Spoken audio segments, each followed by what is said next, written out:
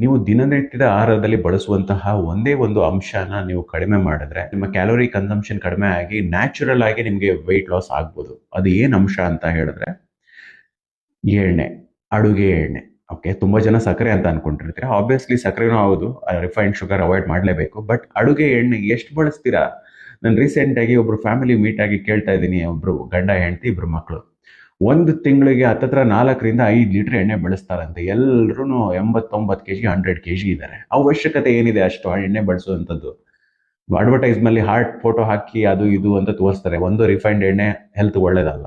ಒಂದು ಕನಿಷ್ಠ ಪಕ್ಷ 20% ಆದ್ರೂ ಆರೋಗ್ಯಕರವಾದ ಕೊಬ್ಬು ನಿಮ್ಮ ದೇಹಕ್ಕೆ ಬೇಕು. ಬಟ್ ಅದು ಅಡುಗೆಗೆ ಬಳಸುವಂತ ಎಣ್ಣೆಯಿಂದನೇ ಬರಬೇಕು ಅಂತ ಏನಿಲ್ಲ.